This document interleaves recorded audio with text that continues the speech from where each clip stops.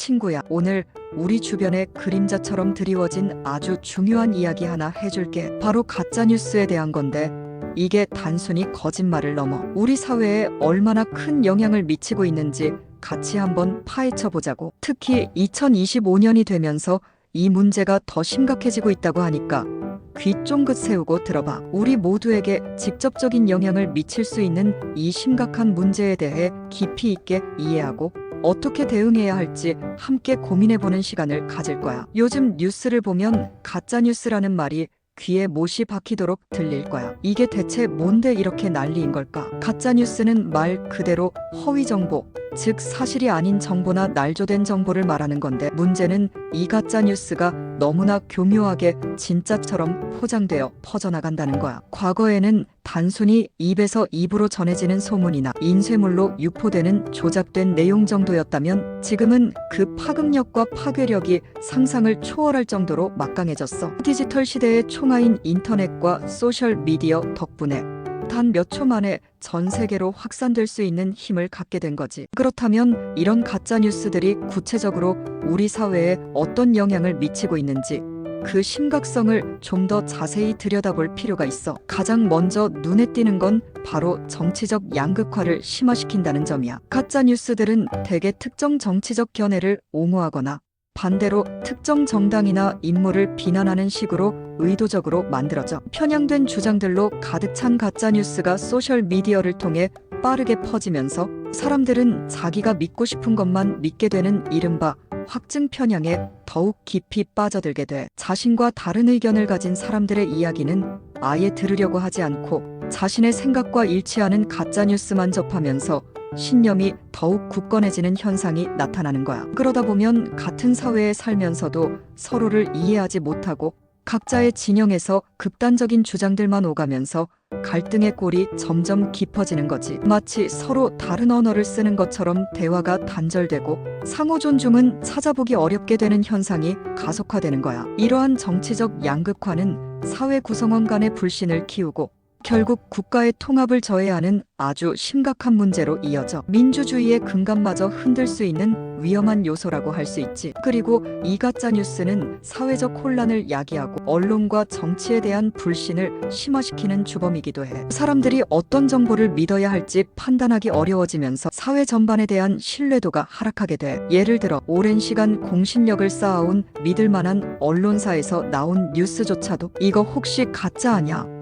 하고 의심의 눈초리로 바라보게 만들고, 정치인들이 어떤 정책을 내놓아도 순수한 의도보다는 다른 꿍꿍이가 있을 거라고 생각하게 만든단 말이야. 정부의 발표나 전문가의 견해도 무조건적으로 불신하게 만들고, 심지어는 과학적 사실이나 의학 정보까지도 부정하게 만들 수 있어. 이런 불신은 결국 사회 통합을 어렵게 하고 중요한 정책을 결정하고 집행하는 과정마저도 순탄치 않게 만들어. 생각해봐. 모든 정보가 가짜일 수 있다고 생각하면 뭘 믿고 어떤 판단을 내릴 수 있겠어? 불확실성과 불안감 속에서 혼란스러움 그 자체가 지배하는 사회가 될 수 있는 거지. 정보의 신뢰가 무너지면 사회 전체의 기능이 마비될 수도 있다는 점에서 가짜뉴스는 단순한 거짓말을 넘어선 사회적 재앙에 가깝다고 할 수 있어. 더 나아가 가짜뉴스는 특정 집단이나 인물에 대한 혐오를 조장하고 증폭시키는데 악용되기도 해. 특정 개인, 인종,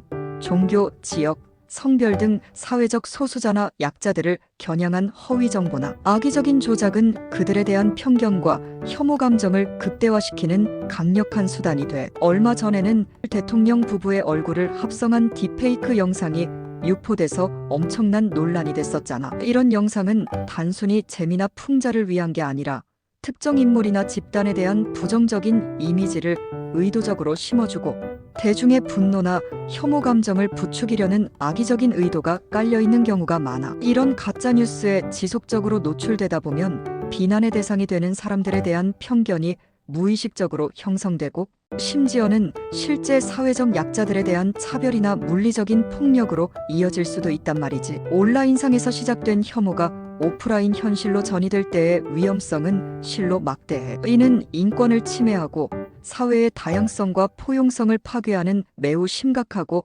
비도덕적인 행위라고 할 수 있어. 그렇다면 이런 가짜 뉴스들이 대체 어떻게 그렇게 빠르게 그리고 광범위하게 퍼져나가는 걸까? 바로 소셜 미디어의 영향이 절대적이야. 인스타그램, 페이스북, 유튜브, 틱톡 같은 소셜 미디어 플랫폼들은 정보 공유의 통로 역할을 넘어 이제는 주된 뉴스 소비 채널이 되었어. 하지만 이러한 플랫폼의 특성이 가짜뉴스 확산에 최적화되어 있다는 점이 문제야. 사람들은 자신이 보고 싶은 것만 보려는 확증 편향이 강하고 소셜 미디어의 알고리즘은 이러한 확증 편향을 더욱 부추겨 내가 평소에 관심 있어 하거나 동의하는 정보만 계속해서 보여줌으로써 자신의 의견과 다른 정보는 접할 기회조차 줄어들게 되는 필터 버블 현상이 심화되는 거지. 또한 같은 정보에 반복적으로 노출되다 보면 그게 사실이 아니더라도 점차 사실이라고 믿게 되는 경향이 있어. 게다가 좋아요나 공유, 리트윗 같은 반응을 받으면 내가 다른 사람들에게 인정받는 것 같아서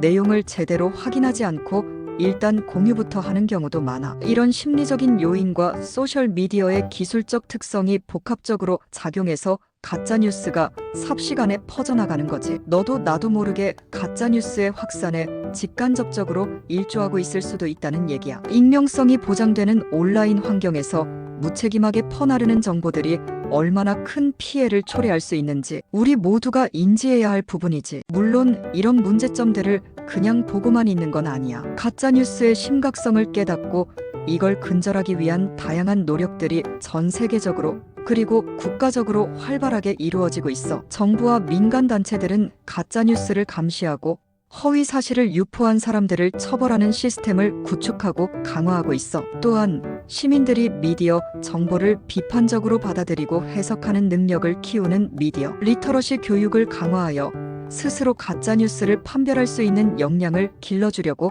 노력하고 있지. 교육 현장에서는 물론 다양한 공익 캠페인을 통해서도 미디어 리터러시의 중요성이 강조되고 있어. 그리고 어떤 뉴스가 진짜인지 가짜인지 사실 여부를 확인하는 팩트체크 활동을 활성화하는 노력들도 병행되고 있어. 전문 팩트체커들이 등장하고 AI 기술을 활용한 자동 팩트체크 시스템 개발도 논의되고 있지. 이러한 노력들이 없었다면 지금쯤 사회는 훨씬 더 큰 혼란과 불신에 빠져 있을 거야. 이처럼 다각적인 접근을 통해 가짜뉴스에 맞서 싸우고 있지만 그 파급력이 워낙 커서 여전히 많은 어려움을 겪고 있는 상황이야. 그런데 가짜뉴스 근절 노력이 항상 좋은 결과만 가져오는 건 아니더라고. 때로는 의도치 않은 부작용을 낳기도 해. 예를 들어 네팔에서는 정부가 가짜뉴스 척결을 명목으로 국민들의 주요 소통 창구인 SNS를 일방적으로 차단했었어. 정부의 의도는 좋았을지 모르지만 이는 곧 국민들의 표현의 자유를 침해한다는 비판을 받았고 결국 청년층을 중심으로 한 시민들의 거센 반발을 샀어. 그리고 이 반발은 걷잡을 수 없이 커져서 대규모 반정부 시위로 이어지기까지 했어. 이 사례는 가짜뉴스에 대한 대응이 자칫하면 표현의 자유와 언론의 자유라는 기본적인 가치를 침해할 수도 있고 오히려 더 큰 사회적 혼란과 정치적 불안정을 야기할 수도 있다는 것을 시사해. 따라서 가짜뉴스를 규제하고 대응하는 문제는 항상 신중하고 섬세한 접근이 필요해. 섣부른 규제나 과도한 통제는 민주주의의 핵심 가치를 훼손할 위험이 있기 때문이지. 가짜뉴스 문제에 대한 해법은 단순히 통제에만 있는 것이 아니라 시민들의 자율적인 분별력 함양과 균형 잡힌 정보 유통 환경 조성에 더 큰 비중을 두어야 한다는 점을 일깨워주는 중요한 교훈이라고 할 수 있어. 특히 2025년 현재 AI 기술의 눈부신 발전은 가짜뉴스의 형태와 수법 자체를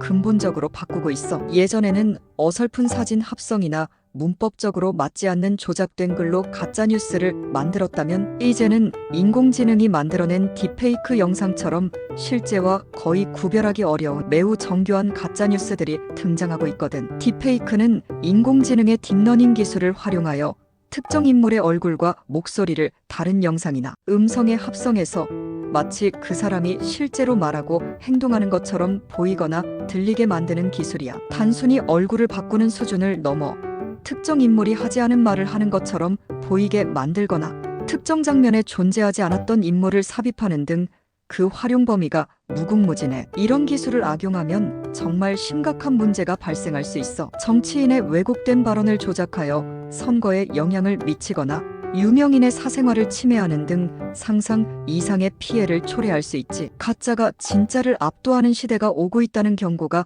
더 이상 허황된 이야기가 아닌 거지. 이런 식별하기 어려운 가짜 뉴스들이 쏟아져 나오면서 사회적 혼란은 더욱 가중될 수밖에 없을 거야. 우리가 눈으로 보고 귀로 듣는 모든 정보를 무조건 믿을 수 없는 진실의 위기 시대가 된 거야. AI 기술의 발전이 인류에게 무한한 가능성을 열어주기도 하지만 동시에 이렇게 예측 불가능한 위험을 안겨줄 수도 있다는 양면성을 여실히 보여주는 사례라고 할 수 있어. 이런 상황에서 특히 중요한 역할을 하는 세대가 바로 Z세대라고 생각해. 너나 나 같은 젊은 친구들 말이야. 우리는 디지털 환경에서 태어나고 자란 디지털 네이티브 세대로서 소셜 미디어를 통해 정보를 얻고 또 우리가 하고 싶은 말을 스스럼없이 공유하는데 익숙하잖아. 이런 특징 때문에 가짜뉴스 확산에 휘말리기 쉽다는 위험도 분명히 존재하지만 반대로 가짜뉴스에 대한 비판적 사고 능력을 일찍부터 길러서 긍정적인 사회적 영향력을 행사할 수도 있는 잠재력을 가지고 있어. 예를 들어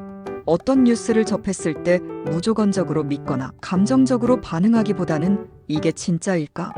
어떤 출처에서 나온 정보일까? 다른 신뢰할 만한 언론이나 전문가들은 뭐라고 말하고 있지? 하고 한 번 더 생각해보고 팩트체크를 시도하는 습관을 들이는 것만으로도 큰 변화를 만들 수 있어. 출처가 불분명하거나 내용이 비상식적인 정보는 함부로 공유하지 않는 것.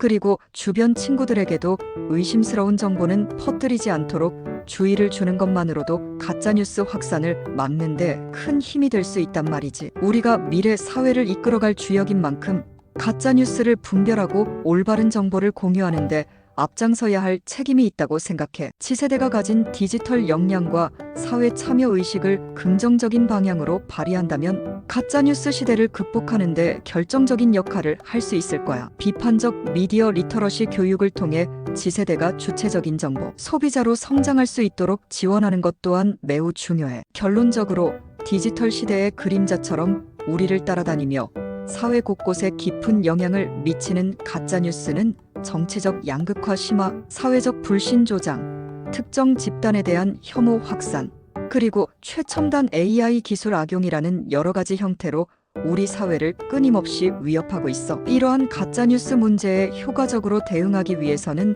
단순히 정부나 특정 기관의 노력만으로는 충분하지 않아. 우리 사회 구성원 모두의 적극적인 참여와 노력이 필수적이야. 우리 개개인이 미디어 리터러시 능력을 꾸준히 키우고 온라인에서 접하는 모든 정보를 무조건적으로 수용하기보다는 비판적으로 숙고하고 분석하는 자세를 갖추어야 해. 또한 확인되지 않은 정보나 악의적인 내용을 무책임하게 공유하지 않고 책임감 있는 정보, 소비 및 생산 문화를 만들어 나가는 것이 무엇보다 중요하다고 생각해. 가짜뉴스의 홍수 속에서 진실을 지키고 상호 신뢰와 존중이 살아있는 건강한 사회를 만들어 나가는 건 결국 우리 모두의 손에 달려 있다는 것을 잊지 말자고, 친구야. 우리 함께 노력해서 가짜뉴스가 더 이상 우리 사회를 흔들고 혼란에 빠뜨리지 못하도록 적극적으로 막아내자. 이 과정에서 정부, 언론, 교육기관, 시민사회가 각자의 역할에 충실하며 유기적으로 협력해야만